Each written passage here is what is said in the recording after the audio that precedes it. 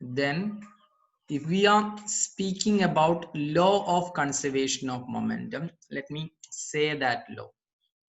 The total momentum of an isolated system is constant. The total momentum of an isolated system is constant. That is, isolated system means a system where there is no external force. If there is a system where there is no external force, then the total momentum of the isolated system is constant, means the initial momentum, it should be equal to final momentum, or change in momentum should be zero. Momentum should be constant. This is what is law of conservation of momentum. Law of conservation of momentum is saying the total momentum of an isolated system is constant, or the change in momentum of an isolated system is zero. Isolated system is a system where there is no external force acting. Should we believe this? Should we believe this? Give me a yes or no. Should we believe this?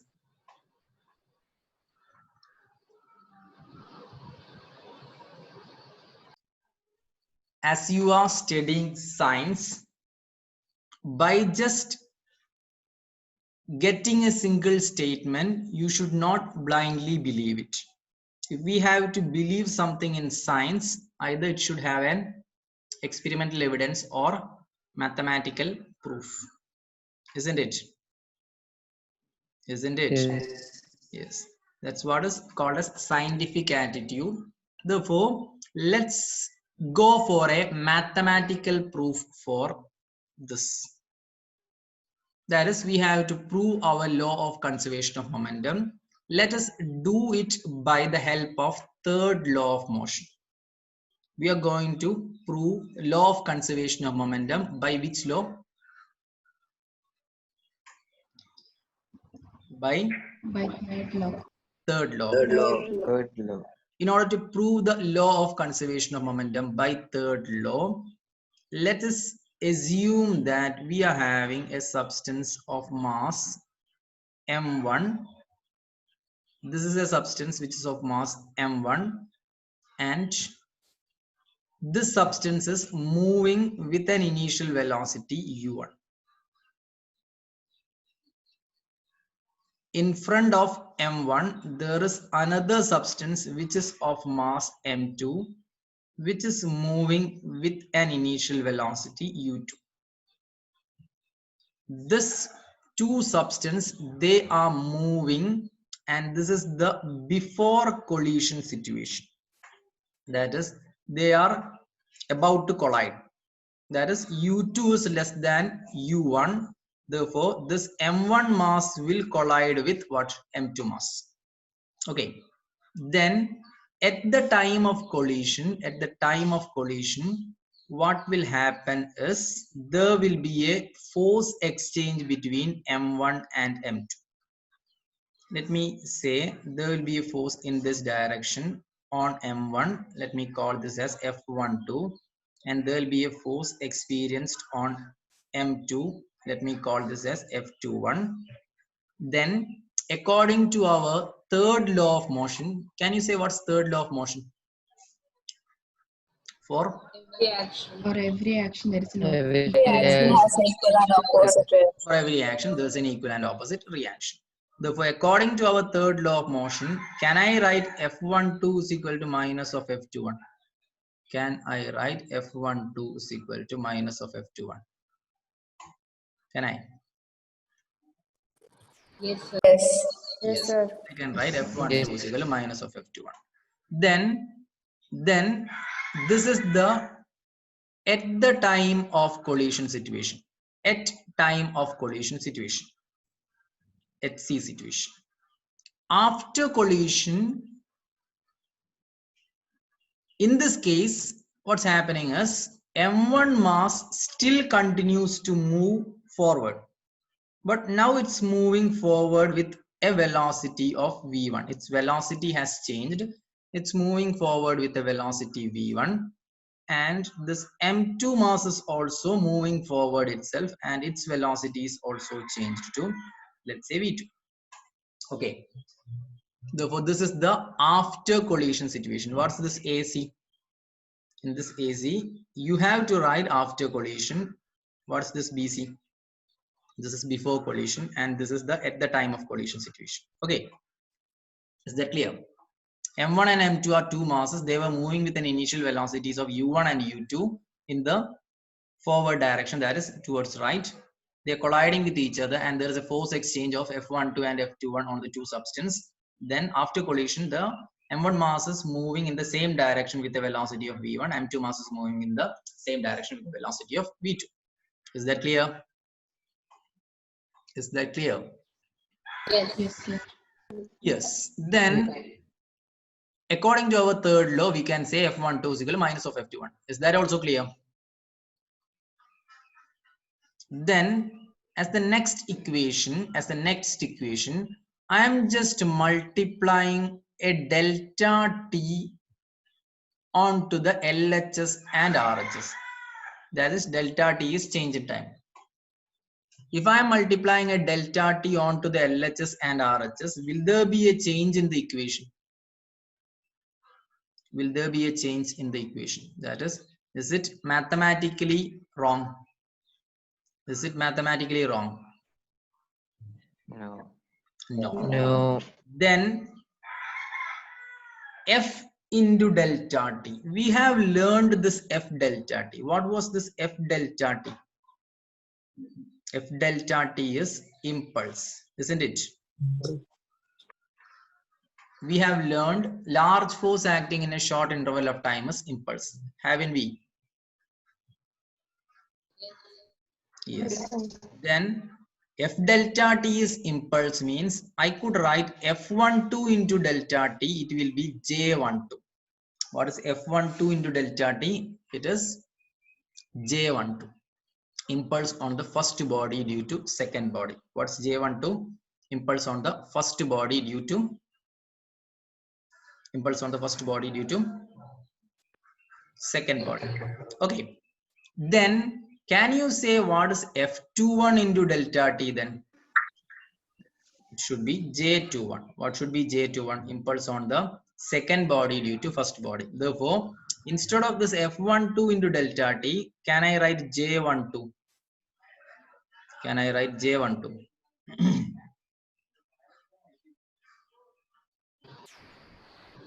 Yes. Yes. Then we can write that F21 into delta T as J21 also. Then there will be a minus sign over here. Therefore, J12 is equal to minus of J21.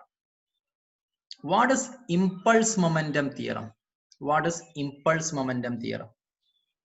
Impulse momentum theorem is impulse is equal to change in momentum. Have you learned this? That is final momentum minus initial momentum. We have learned impulse is equal to change in momentum, that is final momentum minus initial momentum. Refer this. What is J12? It is impulse. Impulse on first body due to second body. That is, it is impulse of first body. Okay, what is J12? It is the impulse on the first body. What is J21? It is the impulse on the second body. What's J12? It's the impulse on the first body, and J21 is the impulse on the second body. Can you see this first body? First body is actually M1. What is first substance? It is M1. Therefore, what can we substitute instead of J12? J12, J is final momentum minus initial momentum. J is final momentum minus initial momentum. Therefore, J12 will be final momentum of first body. Final momentum of first body, since momentum is mass into velocity, final momentum of first body, can I write it as M1 V1? It's because first body is M1 and the final momentum will be mass into final velocity, therefore M1 V1 minus initial momentum of first body. Initial momentum of first body is actually M1 U1. Can I write like this? J12 is the impulse on first body. Impulse on first body should be the change in momentum of the first body, that is M1 V1 minus M1 U1. Is it clear? Is it clear? Then we'll write this negative sign over here as such. Then J21. What's J21? It's the impulse on the second body. Which is the second body? The second body is M2, and the final situation of second body is over here. That is M2V2 will be the final momentum of the second body, and M2U2 will be the initial momentum of the second body, isn't it? J21 should be the change in momentum of second body. Change in momentum of second body should be final momentum of second body minus initial momentum of second body. Is it clear? Is this step clear? Yes, sir.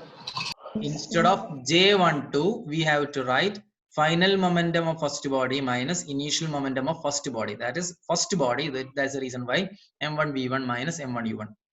J21 is the impulse of the second body. If it is the impulse of the second body, then it should be final momentum of second body minus initial momentum of second body. That is M2V2 minus M2U2. Okay. Is that clear? Is that clear? Yes, sir. Then it is M1V1 minus M1U1 is equal to minus M2V2 plus M2U2. Okay. Then we'll do one thing. We'll take this minus M2V2 to the other side. And we'll move this minus M1U1 to the other side. That is, we are interchanging that minus M2V2 and minus M1U1. Then it will become M1V1 plus M2V2 is equal to M1U1 plus M2U2. Can I write like this? Can I write like this? Yes, sir. Yes, sir. Yes. Yes. Then if you are referring what is M1V1 plus M2V2? What is M1V1 plus M2V2? It is actually the momentum after collision. Can you understand this? M1V1 plus M2V2, it is the momentum after collision. Final momentum of first body plus final momentum of second body. That means the total momentum after collision. Is it clear? Is it clear? Yes. Yes. Then what is M1U1 plus M2U2? M1U1 plus M2U2. It is the momentum before collision. It is the momentum before collision. Isn't it? Isn't it? Yes, sir. Yes. Then I can write momentum after collision is equal to momentum before collision. Momentum after is equal to momentum before. Is it clear? That is initial momentum equal to final momentum. Isn't it? Yes. Initial momentum equal to final momentum. That means change in momentum is 0. Change in momentum is 0. What was the situation that we were considering? We were considering the collision between two systems. If there is a collision between two systems, is there an external force involved? In the collision between two systems, is there an external force involved? Is there an external force involved in the collision between two systems? Did you understand my question? രണ്ട് substance collide ചെയ്യുന്നതിൽ അവർ തമ്മിലുള്ള force അല്ലാതെ പുറമേ നിന്ന് ആരെങ്കിലും involve ചെയ്യുന്നുണ്ടോ? ഉണ്ടോ? No, sir. No. No, sir. Therefore, F external is 0 in this situation. Am I correct?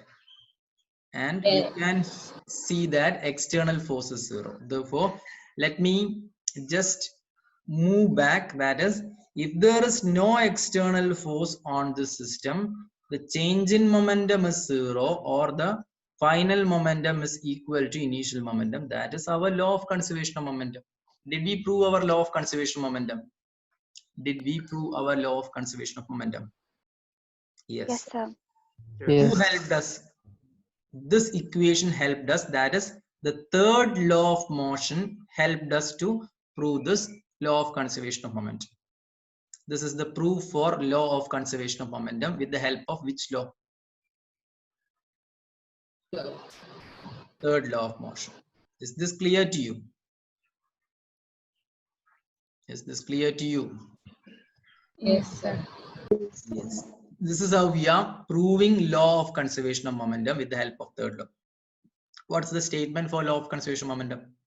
If there is no external force acting on a system, the total initial momentum should be equal to total final momentum. Isn't it?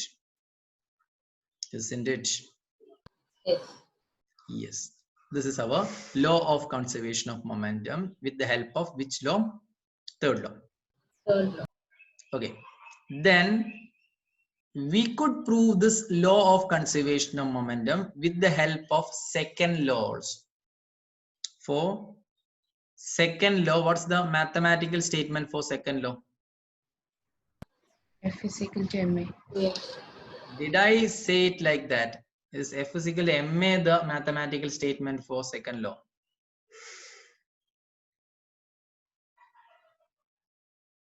No. I didn't MV. say it. F is equal to MV. It's actually wrong. dP by dt. Yes. Yes. F is equal to dV by dt. Is it dV by dt? P. dP by dt. P. It is dP by dt. This is the actual mathematical equation for what? Second law of motion, isn't it? F is equal to Yes. ma is correct only if the mass is constant. This is the actual valid equation for the second law of motion. Can you recall this? I have said it. ഞാൻ അങ്ങനെ പറഞ്ഞില്ലായിരുന്നോ? F is equal to ma എന്നല്ല പറയേണ്ടത്. F is equal to dP by dt എന്നാണ് പറയേണ്ടത്. ma എപ്പോഴാണ് mass constant ആണെങ്കിൽ മാത്രം. അല്ലേ? Have I said it like this? Yes. Therefore, Yes. let's understand how to prove the law of conservation of momentum with the help of second law. Now I'm going to speak the proof for the law of conservation of momentum with the help of second law. For proving law of conservation of momentum with the help of second law, let us have an n particle system. An n particle system means a system which is having n particles. Let's say m1 is the first particle's mass, m2 is the second particle's mass, m3 is the third particle's mass.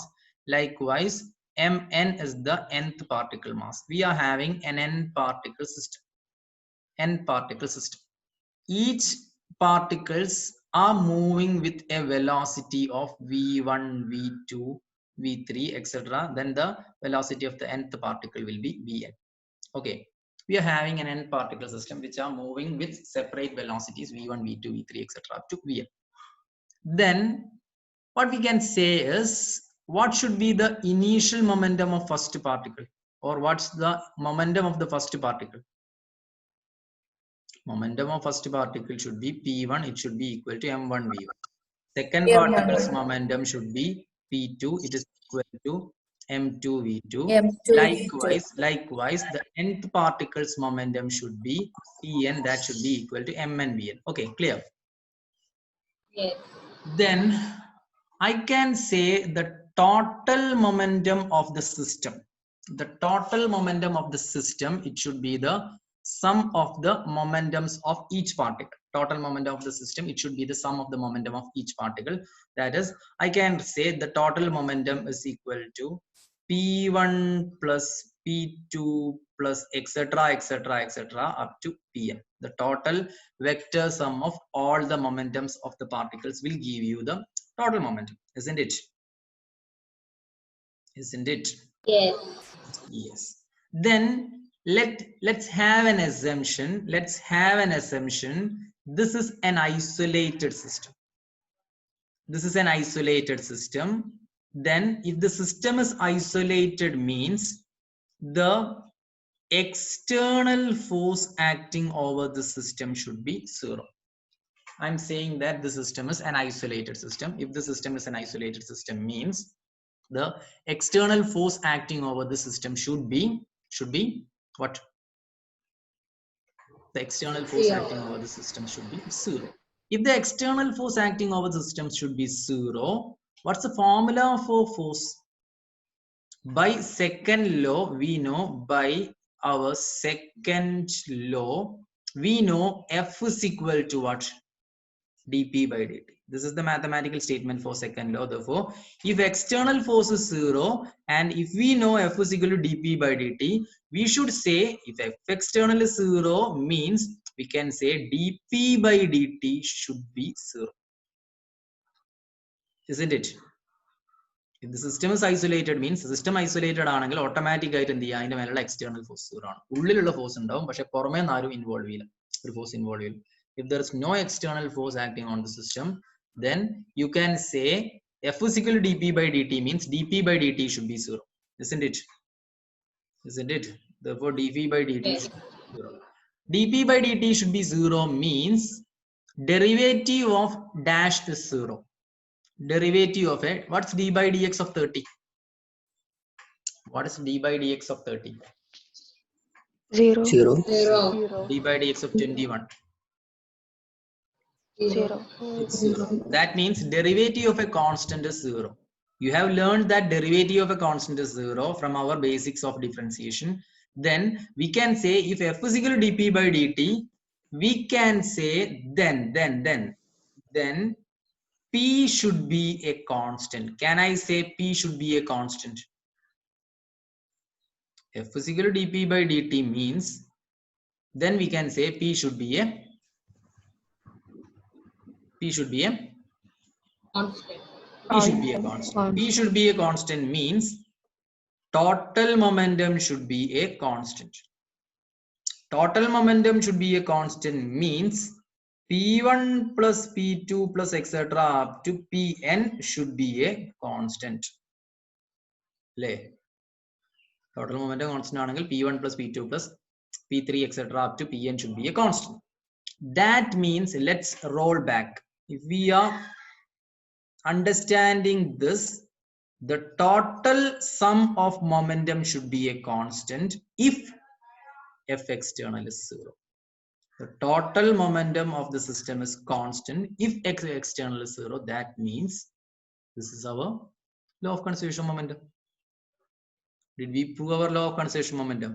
If there is a condition where there is no external force acting, then mathematically we can say the sum of momentum should be constant. Sum of momentum should be constant means change in momentum should be what? Change in momentum should be 0. Isn't it? Isn't it? This is how we are proving the law of conservation of momentum by third law. If you are asked to derive or if you are asked to prove law of conservation of momentum by second law, if you are asked to prove law of conservation of momentum by second law, you will have to do this mathematical simplification. But you have to write something initially. You have to write, consider an n particle system with masses m1, m2, m3 moving with velocity v1, v2, v3 etc. having individual momentums p1, p2, p3 etc. up to pn. You will have to write that statement first. What's our statement? Consider an n particle systems with masses m1, m2, m3 etc. moving with velocity v1, v2, v3 etc. having individual momentums p1, p2, p3 etc. Is that clear? Is that clear? Yes. Yes. Then we'll say the total momentum of the system is equal to p1 plus p2 plus etc. up to pn. Then we'll say if f external is 0, that is system is isolated. If the system is isolated, f external should be 0. If f external is 0, according to second law, f is equal to dp by dt. Then we'll write, therefore dp by dt is equal to 0. Then we'll write, then p should be constant. P should be constant means total momentum should be constant. That means p1 plus p2 plus etc. up to pn should be constant. Is that clear? Is that clear to you now? Is that clear to you now? Yes, sir. Yes. Then let's have a situation where we could apply this law of conservation of momentum. let's have a situation where we could apply this law of conservation momentum. Shall we go for an example for law of conservation momentum?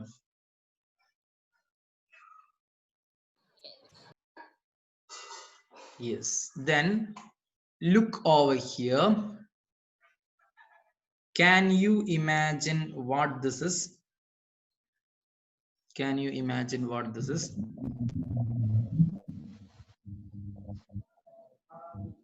What's this? Bomb. Yes, it's a bomb or a cracker. Okay, we are lighting this cracker and it explodes. It's exploding. The explosion of a cracker is an excellent example for the law of conservation of momentum. The explosion of a cracker, it is an excellent example for the law of conservation of momentum. That is, if the cracker is exploding, is it exploding due to internal force or external force? The explosion of this cracker, is it due to Internal force. Yes, it is due to internal force. The chemical energy inside this cracker is converting into heat energy, mechanical energy, and light energy. Therefore, the explosion of cracker is just due to internal force. Okay, it's purely due to internal force. We are just initiating that with a burning process. Okay, therefore, the explosion is actually due to the internal force. Then, if the cracker is exploding due to internal force alone, can we say F external acting over this cracker is 0? Can we say the external force acting over the cracker is 0? Yes. Yes. If it is a system where there is no external force, therefore this is an isolated system. Therefore, the initial momentum of the cracker should be equal to final momentum of the cracker. The initial moment of the cracker should be equal to final moment of the cracker. What's the initial moment of cracker? If it's placed on the ground, the initial moment of the cracker should be 0, isn't it? If the cracker is initially at rest, means the initial moment of the cracker is 0. Is that clear to you? Yes, sir. Cracker out anangadu vechikkanengil adine the initial moment is 0 irikile. Is that clear? Yes. Then, according to this law of conservation of momentum, we should say, therefore, the final moment of the cracker should be also 0. അപ്പോൾ ചോദിക്കുകയാണല്ലോ final moment എങ്ങനെയാ 0 ആവുക സാറേ? പൊട്ടി കഴിഞ്ഞിട്ടുണ്ടെങ്കിൽ ക്രാക്കറിന്റെ 4 പാടും ചെതറൂലേ? ചെതറുമ്പോൾ അതിന് velocity ഉണ്ടാവില്ലേ? Velocity ഉണ്ടാവും. വെലോസിറ്റി ഉണ്ടെങ്കിൽ അതിന് മൊമെന്റം ഉണ്ടാവില്ലേ? മൊമെന്റം ഉണ്ടാവും. പക്ഷെ സാറ് പറയുന്ന ഫൈനൽ മൊമെന്റ് 0 അല്ലേ? ആണ്, ഫൈനൽ മൊമെന്റ് 0 ആണ്. അതായത് പറഞ്ഞോ. അതായത് നമ്മളുടെ തൊട്ട മുന്നേ പഠിച്ച മാത്തമാറ്റിക്കൽ ഡെറിവേഷൻ വെച്ച് നോക്കുകയാണെങ്കിൽ എക്സ്റ്റേണൽ ഫോഴ്സ് ക്രാക്കറിന്റെ മേലെ 0 ആണോ? 0 ആണ്. അങ്ങനെയാണെങ്കിൽ law of conservation moment obey ചെയ്യും. അങ്ങനെയാണെങ്കിൽ initial momentum equal to final moment ആവില്ലേ? ആവും. അങ്ങനെയാണെങ്കിൽ initial moment of the cracker 0 അല്ലേ? 0 ആണ്. അങ്ങനെയാണെങ്കിൽ final moment of the cracker 0 ആവണ്ടേ? 0 ആവണം. പക്ഷെ അത് പോസിബിൾ ആണോ? അതാണ് ഇവിടെ പ്രശ്നം. അത് പോസിബിൾ ആണോ എന്നുള്ള എന്താ കുഴപ്പം? ഫൈനലായിട്ട് ഇത് ക്രാക്കർ പൊട്ടിയിട്ട് എല്ലാ ഭാഗത്തേക്കും തെറിക്കില്ലേ? അപ്പൊ ഞാൻ പറയും this is possible. That is, final momentum is 0. That is, the total final momentum is 0. Total final momentum 0 ആവണമെങ്കിൽ ഇൻഡിവിജ്വൽ പാർട്ടിക്കിൾസ് റെസ്റ്റിലാവണമെന്നില്ലല്ലോ. എന്ത് ചെയ്താൽ മതി? അതിന്റെ vector sum of all the momentums ആണ് 0 ആവേണ്ടത്. Vector sum of all the momentums ആണ് 0 ആവേണ്ടത് വെച്ചാല് അതിന്റെ ഇൻഡിവിജ്വൽ മൊമെന്റംസ് അങ്ങോട്ടും ഇങ്ങോട്ടും ക്യാൻസൽ ആയാൽ പോരെ? ഇൻഡിവിജ്വൽ മൊമെന്റംസ് അങ്ങോട്ടും ഇങ്ങോട്ടും ക്യാൻസൽ ആയാൽ പോരെ? മനസ്സിലായില്ല. അതായത് ഫൈനൽ മൊമെന്റം 0 എന്ന് പറഞ്ഞിട്ടുണ്ട്. ഏതാ? Let's roll back. This is the total final momentum is the vector sum of individual momentums. Final momentum എന്ന് പറയുന്നത് ഇൻഡിവിജ്വൽ മൊമെന്റംസിന്റെ സം അല്ലേ? അങ്ങനെയാണെങ്കിൽ ഇവിടെ ഒരു സബ്സ്റ്റൻസിന് എന്ത് ചെയ്യുന്നു വെച്ചിട്ടുണ്ടെങ്കിൽ, ഇവിടെ ഒരു n പാർട്ടിക്കിൾ സിസ്റ്റത്തിൽ m1 മാസുള്ള സാധനം ഒരു p1 മൊമെന്റത്തിൽ ഇങ്ങോട്ട് നീങ്ങുന്നുണ്ട്. m2 മാസുള്ള ഒരു സാധനം ഒരു p2 മൊമെന്റത്തിൽ ഇങ്ങോട്ട് നീങ്ങുന്നുണ്ട്. If the magnitude of p1 is equal to magnitude of p2 ആണെങ്കിൽ ഇതിന്റെ നെറ്റ് മൊമെന്റ് എത്രയാ? അതായത് m1 മാസുള്ള സാധനം p1 മൊമെന്റത്തിൽ ഇങ്ങോട്ട് നീങ്ങുന്നുണ്ട്, m2 മാസുള്ള സാധനം p2 മൊമെന്റത്തിൽ അതിന്റെ ഓപ്പോസിറ്റ് ഡയറക്ഷനിൽ നീങ്ങുന്നുണ്ട്. p1 ന്റെ മാഗ്നിറ്റ്യൂഡ് p2 ന്റെ മാഗ്നിറ്റ്യൂഡും ഈക്വൽ ആണെങ്കിൽ what we can say is vector p1 plus vector p2, it should be 0 അല്ലേ? 0. അതായത് ടോട്ടൽ മൊമെന്റ് 0. ടോട്ടൽ മൊമെന്റ് 0 ആവണമെങ്കിൽ രണ്ട് സബ്സ്റ്റൻസ് റെസ്റ്റിലാവണം നിർബന്ധമില്ലല്ലോ. ടോട്ടൽ മൊമെന്റം 0 ആവണേ രണ്ട് substance റെസ്റ്റിലാവണം നിർബന്ധമുണ്ടോ? Are you getting my point? Is it compulsory Yes, sir. that the two substances should be at rest if the total momentum is 0? It's not No, compulsory. sir. We can cancel these momentums. Then if we are coming back to this situation, what's happening is if the cracker is exploding, the mass of cracker is shattered in all direction. The pieces of the cracker is moving in all direction, isn't it? If a cracker is exploding, a cracker explode in the right side like matra pieces allalo, rightum, leftum, eastum, westum, northum, ella salthekkum endu cheyum thirchu alle. The pieces of the cracker is thrown out in all direction. Therefore, why the pieces of the cracker is thrown out in all direction? It is because the vector sum of all the momentums, the vector sum of all the momentums should become what? എന്താവണം? 0 ആവണം. അതായത് after explosion also the final momentum should be 0. Final momentum should be 0 means the vector sum of all the individual momentum should cancel out each other. Cancel out each other. Clear ആണോ? Clear ആണോ? മനസ്സിലായോ? Yes, sir. We'll do a problem related to this. ഇതിനെ എല്ലാ ആൾക്കാരും ഇങ്ങനെ തെറിച്ചു പോകുന്നുണ്ട്. അതായത് നമ്മളോട് ചോദിക്കുകയാണ് ഒരു പടക്കം പൊട്ടുമ്പോൾ എന്തിനാണ് പീസസ് ഒക്കെ എല്ലാ ഭാഗത്തെയും തെറിച്ചു പോകുന്നത് വെച്ച്. നമ്മൾ പറയാണ് അത് ലോ ഓഫ് കൺസർവേഷൻ മൊമെന്റത്തിനോണ്ടാണ്. എന്താണ് ഈ ലോ ഓഫ് കൺസർവേഷൻ മൊമെന്റത്തിനോണ്ട് എന്ന് പറയാൻ കാരണം? പറയാണ് ക്രാക്കർ പൊട്ടുന്നതിന്റെ മുന്നേ അതിന്റെ ഇനീഷ്യൽ മൊമെന്റം 0 ആണ്. പൊട്ടിയതിനു ശേഷവും അതിന്റെ ടോട്ടൽ ഫൈനൽ മൊമെന്റം 0 ആവണം. കാരണം ഇന്റേണൽ ഫോഴ്സിനോടാണ് എക്സ്പ്ലോഡ് ചെയ്യുന്നത്, എക്സ്റ്റേണൽ ഫോഴ്സിനോടല്ല. അതുകൊണ്ട് ടോട്ടൽ ഫൈനൽ മൊമെന്റം 0 ആവാൻ വേണ്ടിയിട്ടാണ് ഒരു പീസ് ഇങ്ങോട്ടും തെറിച്ചു പോയിട്ടുണ്ടെങ്കിൽ അതിന്റെ മൊമെന്റത്തിനെ ക്യാൻസൽ ചെയ്യാൻ വേണ്ടിയിട്ട് ഓപ്പോസിറ്റ് ഡയറക്ഷനിൽ വേറൊരു പീസ് തെറിച്ചു പോകണം. ഒരു പീസ് ഇങ്ങോട്ട് തെറിച്ചു പോകുന്നുണ്ടെങ്കിൽ അതിന്റെ മൊമെന്റത്തിനെ ക്യാൻസൽ ചെയ്യാൻ വേണ്ടിയിട്ട് ഓപ്പോസിറ്റ് ഡയറക്ഷനിൽ വേറൊരു പീസ് തെറിച്ചു പോകണം. അതുകൊണ്ടാണ് the pieces are shattered in all direction. Is that clear? Is that clear? Yes, sir.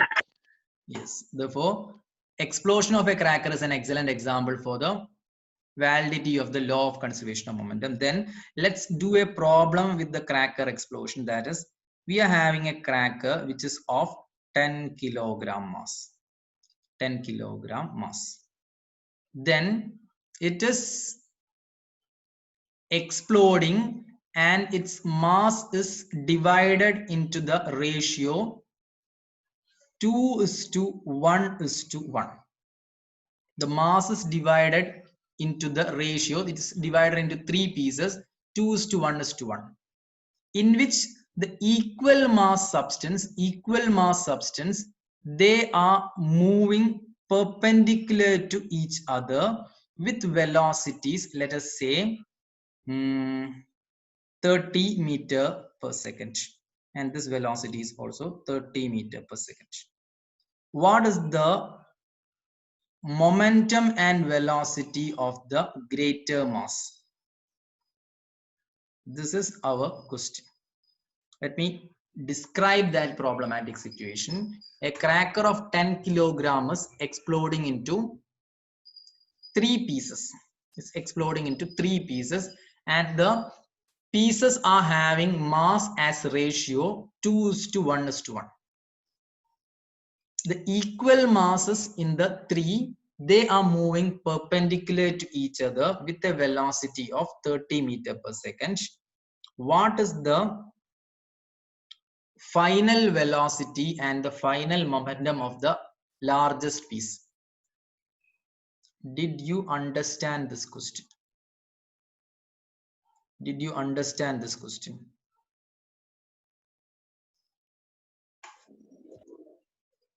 Yes, sir. Then we have to perform this. You just work it out by your own.